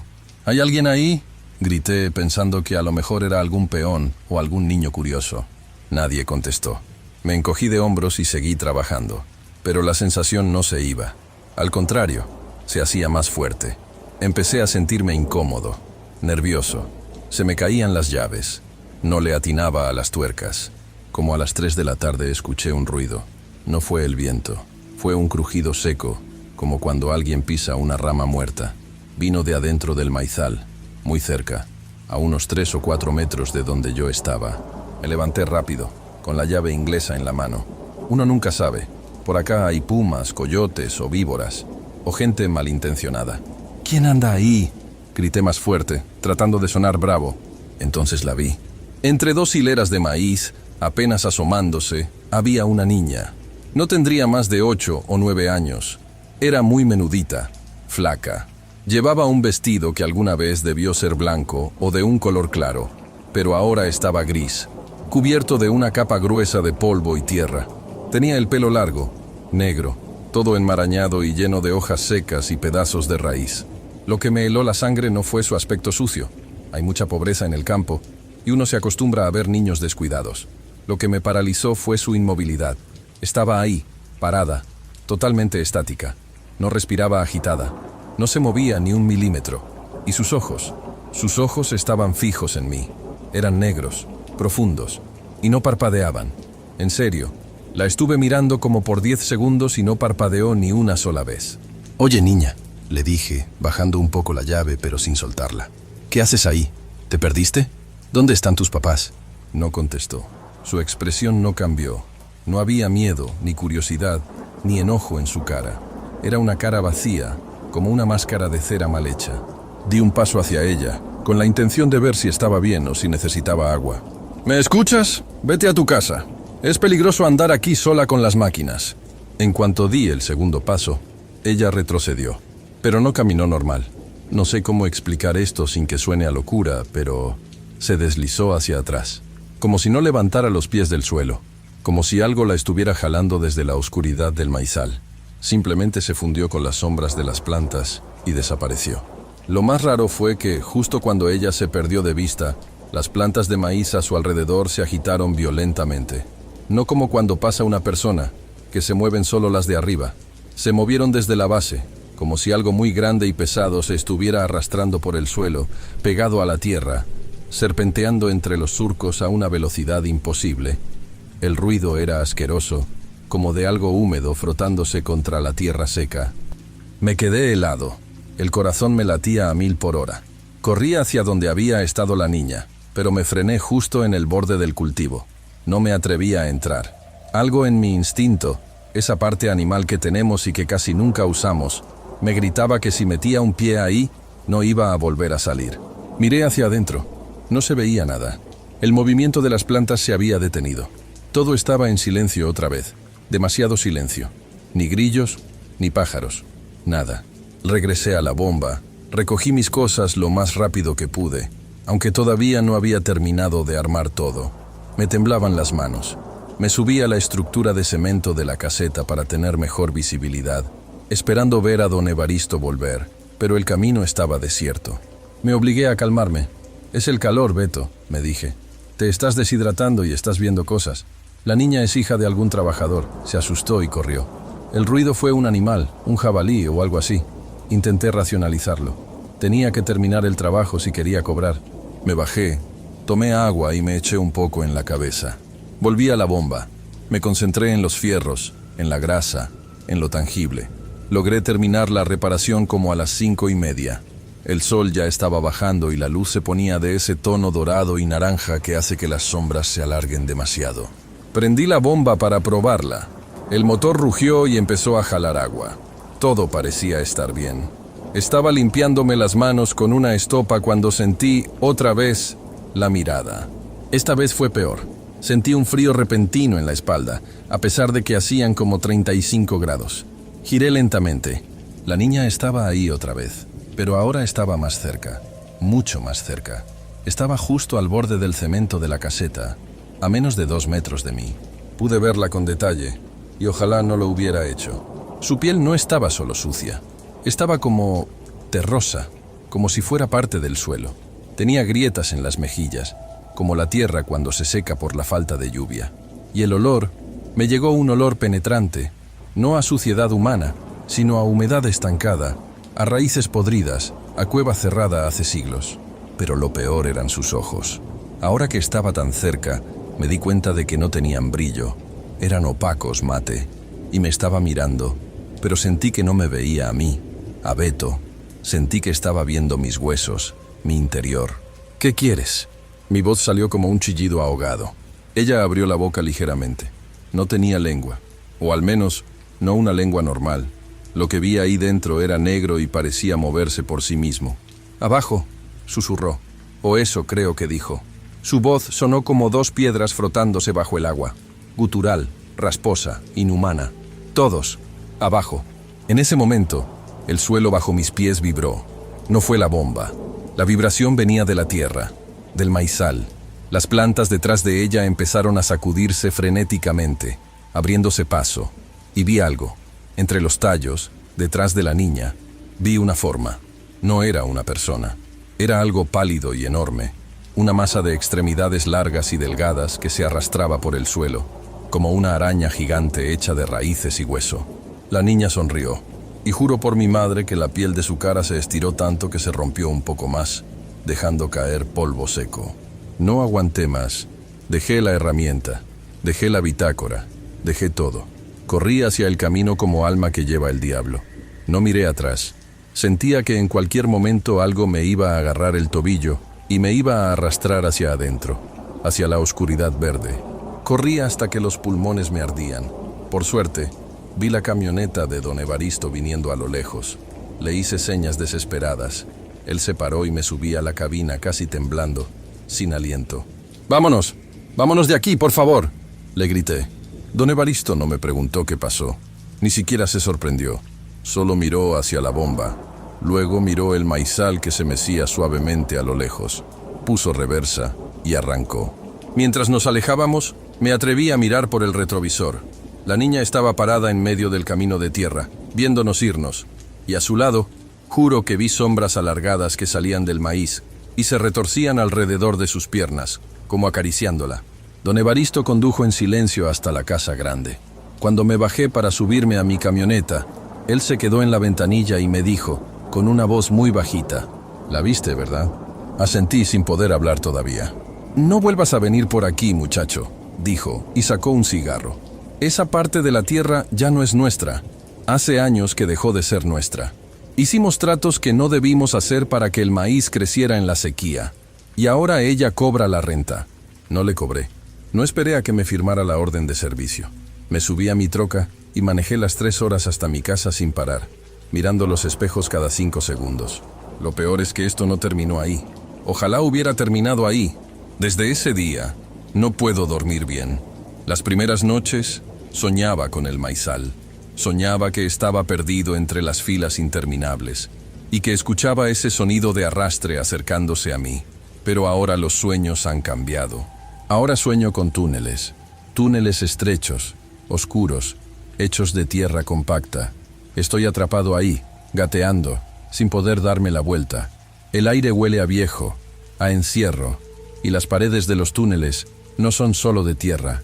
Cuando pongo las manos para avanzar, siento cosas duras y lisas incrustadas en el suelo y el techo. Son huesos, fémures, costillas, cráneos pequeños, miles de ellos formando la estructura del túnel.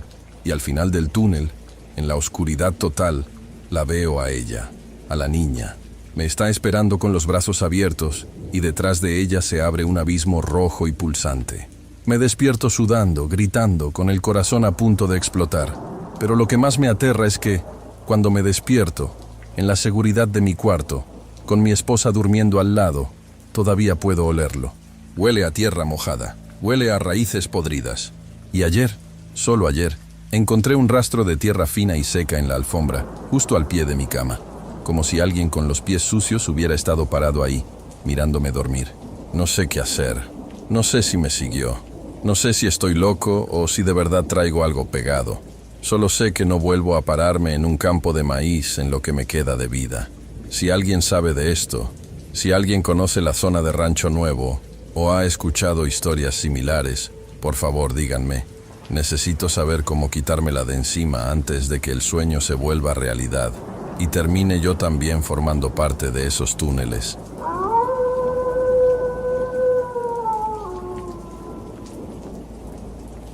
Trabajo reparando generadores eléctricos y bombas de agua industriales. Esa es mi vida. Grasa, diésel, cables pelados y ruido de motores. Soy un tipo lógico.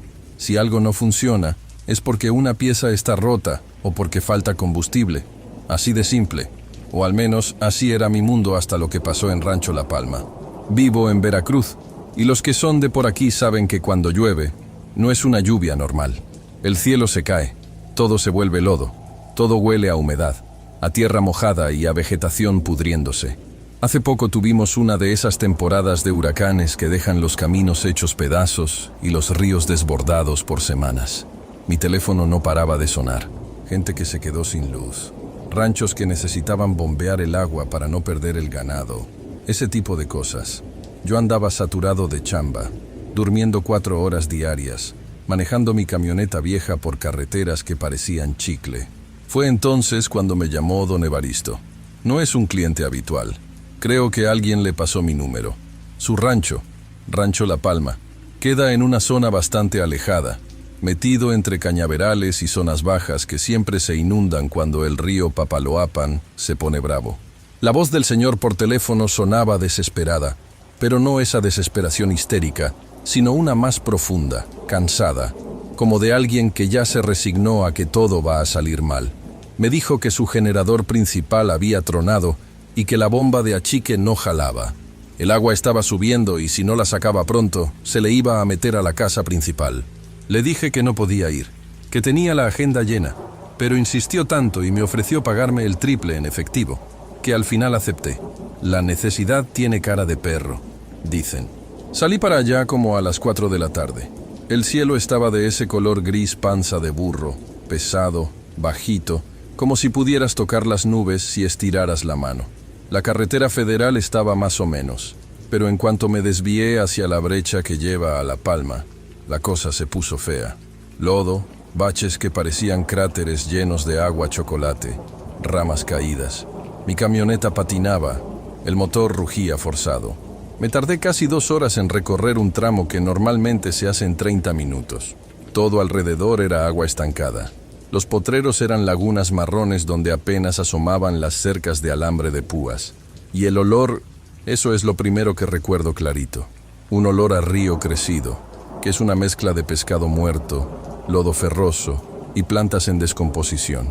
Es un olor que se te mete en la nariz y se queda ahí, como pegado en el paladar. Llegué al rancho casi oscureciendo. La casa principal era una construcción vieja, de esas de techos altos y paredes gruesas, pintada de un amarillo que ya estaba manchado de moho negro por la humedad. Estaba en una loma, un poco más elevada que el resto del terreno, lo que la había salvado de inundarse por completo, pero el agua ya estaba lamiendo el primer escalón del porche. Había un silencio raro.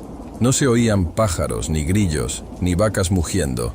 Solo el sonido constante, monótono, de la lluvia golpeando las láminas de zinc de un cobertizo cercano y el goteo de los árboles. Don Evaristo salió a recibirme. Era un hombre joven. No tendría más de 60 años, pero se veía acabado. Tenía la piel curtida, arrugada como pasita, y unos ojos hundidos con unas ojeras moradas que le llegaban a media mejilla. Llevaba unas botas de hule llenas de barro hasta las rodillas y un impermeable amarillo que ya estaba más gris que otra cosa. No me saludó de mano, solo asintió y me hizo señas para que me acercara al cobertizo donde estaba el equipo. «Pensé que no llegaba, muchacho», me dijo. Su voz era rasposa, como si llevara días sin hablar con nadie. «El camino está horrible, don. Casi me quedo atascado 2 veces por el vado», le contesté bajando mi caja de herramientas. Pesaba como un demonio. El generador era un monstruo viejo, un Caterpillar que seguramente había visto mejores días en los años 80. Estaba cubierto de grasa y polvo, y olía a quemado. Me puse a revisarlo. El problema no era tan grave. Un solenoide pegado y filtros sucios, pero con la humedad que había, todo se complicaba. Mientras trabajaba, sentía la mirada de Evaristo clavada en mi nuca. No me ayudaba, no me iluminaba con la linterna. Solo estaba ahí parado, mirando hacia la oscuridad del campo inundado, hacia donde se suponía que estaba el río. «¿Estás solo aquí, don?», pregunté para romper el hielo, porque el silencio me estaba poniendo los nervios de punta. El sonido de mis llaves inglesas chocando contra el metal sonaba demasiado fuerte. «Mi mujer se fue con mis hijos al pueblo antes de que subiera el agua», respondió sin mirarme. «Mejor así. Este lugar no es bueno cuando el río trae cosas». Me pareció una frase rara. Cuando el río trae cosas. Pensé que se refería a basura, troncos o animales muertos, que es lo normal. No le di importancia. Seguí limpiando los inyectores del motor. La lluvia empezó a arreciar. Ya no era llovizna. Era un aguacero cerrado que golpeaba el techo de lámina con una violencia que te ensordecía. Tuve que gritar para decirle que ya casi quedaba. Logré arrancar el generador como a las 8 de la noche. El motor tosió, escupió humo negro y luego se estabilizó en un rugido constante. Las luces de la casa parpadearon y se encendieron. Una luz amarilla, pobre, que apenas servía para espantar las sombras. Conectamos la bomba y el agua empezó a salir a borbotones por la manguera de descarga, alejándola de la casa. «Ya quedó, jefe», le dije, limpiándome las manos con una estopa llena de aceite. «Pero le recomiendo que no lo apague hasta que baje el nivel, porque si se enfría con esta humedad, capaz no vuelve a prender». Evaristo asintió, pero no parecía aliviado. Seguía mirando hacia la oscuridad, hacia el límite donde la luz del porche moría y empezaba la negrura del campo inundado. «No se puede ir», me soltó de repente. «¿Cómo?» «No, don, tengo que regresar. Mañana tengo chamba temprano en Cosamaloapan». «Mire el camino», señaló con la barbilla hacia donde yo había llegado. «Con esta lluvia, el vado ya debe estar cubierto. Si intenta cruzar con su camioneta, el agua se lo va a llevar. No quiero cargar con su muerte en mi conciencia. Quédese. Hay un cuarto atrás. Mañana si baja el agua, se va». Me dio coraje, pero sabía que tenía razón. Conocía esos caminos. Si el río subía 10 centímetros más, la corriente en los vados era suficiente para arrastrar un tráiler, menos mi camioneta. Resignado, acepté. Metí la camioneta lo más cerca posible de la casa. Saqué mi mochila con ropa de cambio, siempre traigo, por si acaso, y entré a la casa. La casa por dentro olía a encierro y a humedad vieja. Los muebles eran antiguos, de madera pesada y oscura. Había crucifijos en casi todas las paredes. No crucifijos bonitos, sino de esos antiguos, dramáticos, donde el Cristo se ve sufriendo de verdad. Evaristo me ofreció café y unos frijoles que tenía en la estufa. Comimos en la cocina, bajo la luz de un foco pelón, que oscilaba un poco con el viento que se colaba por las rendijas. Mientras comíamos, el ambiente se sentía pesado. Evaristo comía despacio, masticando con dificultad, y a cada rato paraba la oreja, como si escuchara algo afuera, por encima del ruido de la lluvia y del generador. «Oiga, don», ¿Y qué fue lo que le pasó a la bomba anterior? Pregunté tratando de ignorar su comportamiento errático. Se quemó. Trabajó en seco, dijo. O eso creo. ¿En seco? Pero sí hay agua de sobra. A veces las cosas se tapan. Se tapan con cosas que no deberían estar ahí. De nuevo esa ambigüedad. Terminé de cenar rápido. Quería irme a dormir, encerrarme en el cuarto y ver si agarraba algo de señal en el celular para avisarle a mi mujer que no llegaba. Evaristo me llevó a una habitación de huéspedes en la parte trasera de la casa. Era un cuarto sencillo, una cama de latón, un ropero y una ventana que daba justo hacia la parte trasera del terreno, donde el agua estaba más alta. «Cierre bien la puerta», me dijo antes de irse, «y no abra. No importa lo que escuche, no abra la ventana ni la puerta. El viento aquí hace ruidos muy feos. Engaña». Me dejó ahí con esa advertencia que me heló la sangre más que el frío de la lluvia. Cerré la puerta y le pasé el pestillo. Era un pestillo viejo, de hierro forjado, sólido. Me sentí un poco ridículo por tener miedo. Soy un hombre de 35 años, mido 1,80. Estoy acostumbrado a tratar con gente ruda en las obras, pero había algo en esa casa, en la mirada de Evaristo, que me tenía los nervios de punta. Me acosté vestido, solo me quité las botas. La cama estaba fría, y las sábanas se sentían húmedas, pegajosas. Apagué la luz, pero la oscuridad no era total. La luz del patio trasero se filtraba por las cortinas delgadas, dibujando sombras alargadas en el piso. Me quedé escuchando la lluvia. Era hipnótica. Tac, tac, tac, tac. Y de fondo, el ronroneo del generador. Me debí haber quedado dormido un rato, porque me desperté de golpe, desorientado.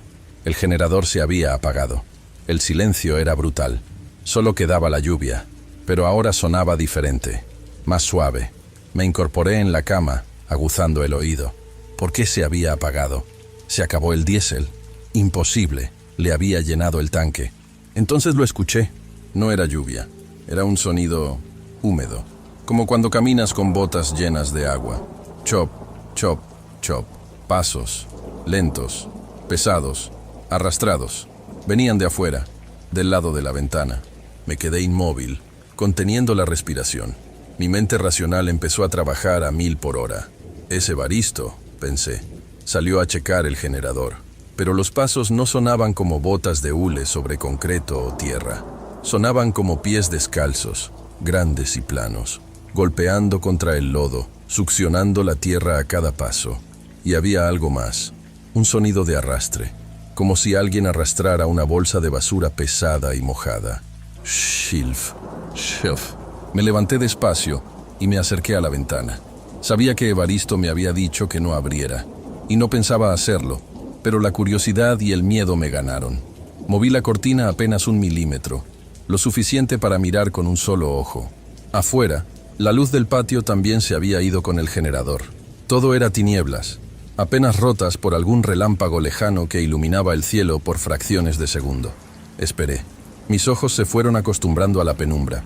Ahí estaba, cerca del borde donde el agua tocaba la tierra firme, a unos 10 metros de la ventana. Una figura. Estaba de espaldas a mí. Parecía una mujer, pero estaba mal. La postura estaba mal. Estaba encorvada, como si cargara un peso inmenso sobre los hombros. Llevaba algo encima, un trapo largo, oscuro, que le cubría la cabeza y caía hasta el suelo. Un rebozo, pero no un rebozo normal. Se veía pesado, empapado, grueso de lodo y suciedad. Lo más inquietante era que no se movía como una persona normal. Se mecía, de adelante hacia atrás, de forma rítmica, enfermiza, y de su cuerpo salía un sonido. No sé si era llanto o risa, pero era un gorgoteo bajo, como agua pasando por un desagüe atascado. Gurg, gurg, gurg.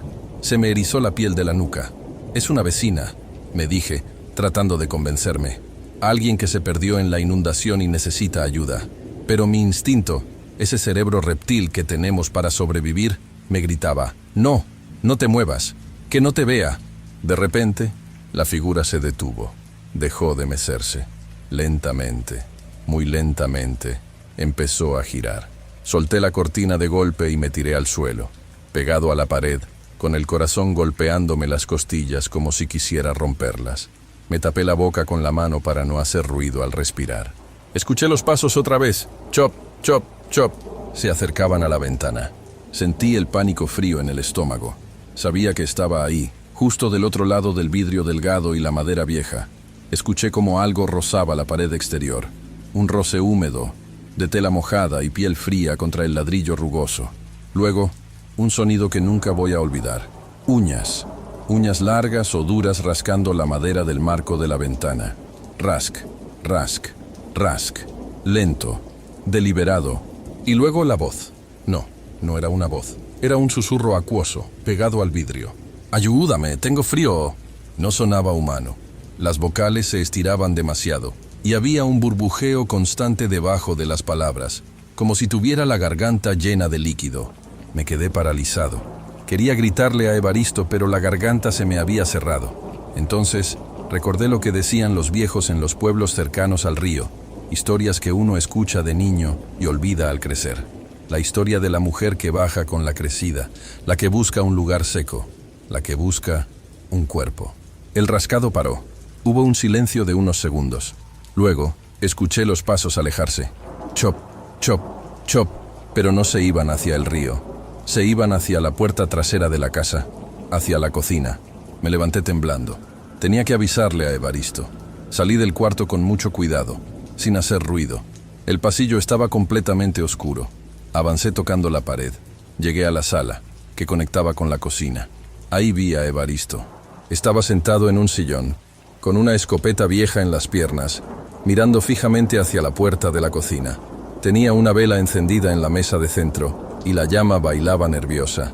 Me vio y se llevó un dedo a los labios, ordenándome silencio total con los ojos desorbitados de terror. Nos quedamos así, estatuas en la penumbra, y entonces golpearon la puerta. No fue un golpe fuerte, fue un golpe blando, como si lanzaran un trozo de carne cruda contra la madera. Plaf. Don Evaristo, susurró la voz desde afuera. Ahora se oía más clara, más insistente. Ábrame. El agua está muy fría. Se me está metiendo. Evaristo empezó a temblar. Veía cómo sus manos se sacudían sobre el metal de la escopeta. No es ella, no es ella, no es ella, murmuraba Evaristo para sí mismo, como un rezo. ¿Quién es?, susurré yo acercándome a él agachado. No escuches. Si te habla por tu nombre, no contestes, me dijo agarrándome del brazo con una fuerza sorprendente. Sus dedos se me clavaron en la carne. Afuera, el sonido cambió. Ya no eran golpes. Ahora se escuchaba como si estuvieran exprimiendo algo gigante contra la puerta. Agua. Mucha agua empezó a filtrarse por debajo de la puerta de la cocina, pero a la luz de la vela, vi que no era agua de lluvia. Era un líquido espeso, oscuro, casi negro, con vetas verdosas. Olía a podrido, a cieno, a muerte antigua. El olor llenó la sala en segundos, dándome náuseas. «Me duele», gimió la voz.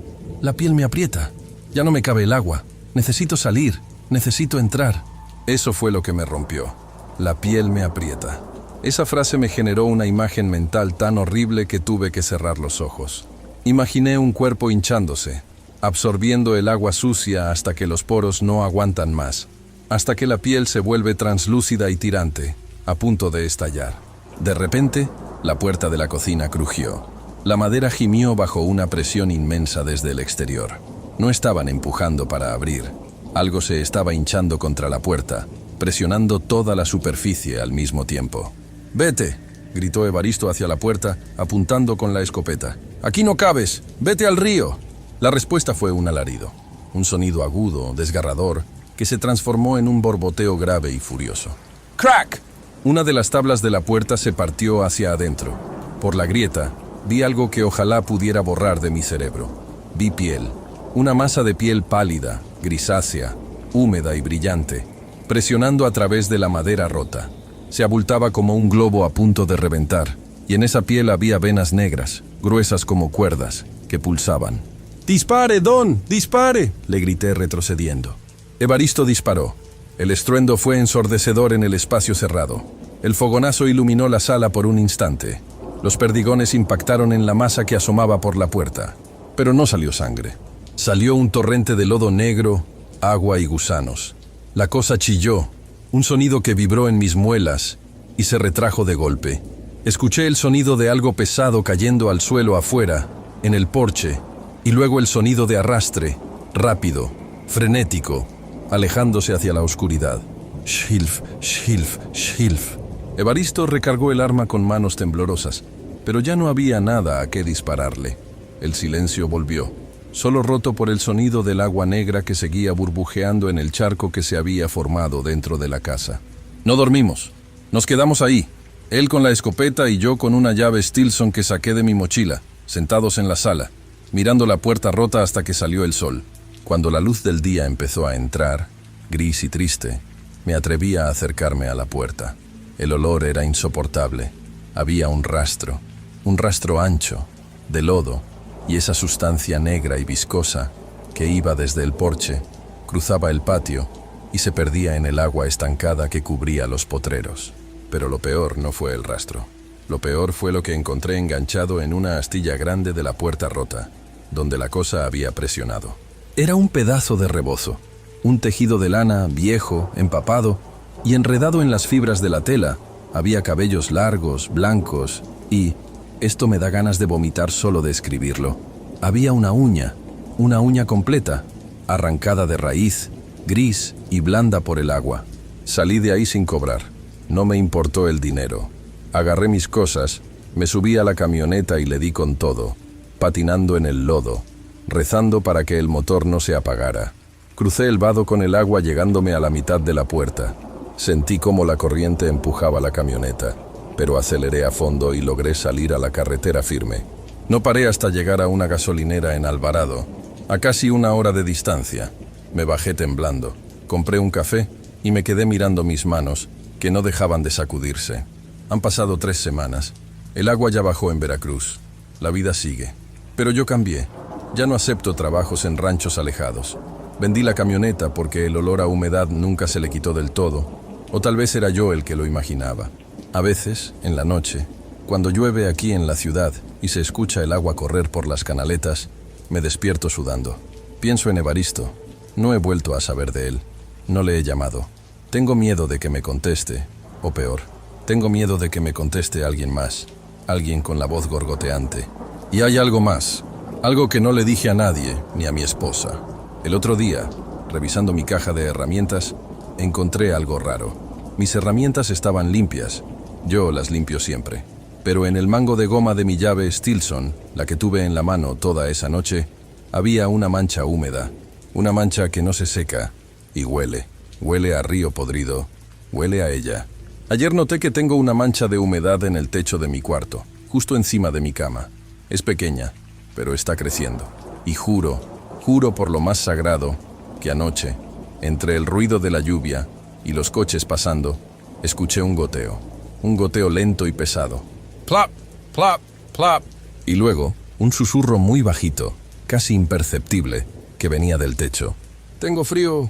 Estoy escribiendo esto desde un hotel. No quiero volver a mi casa hoy. No sé qué hacer. Siento que la humedad me sigue. Siento que, de alguna manera, marqué mi olor en ese lugar y ahora ella sabe dónde estoy.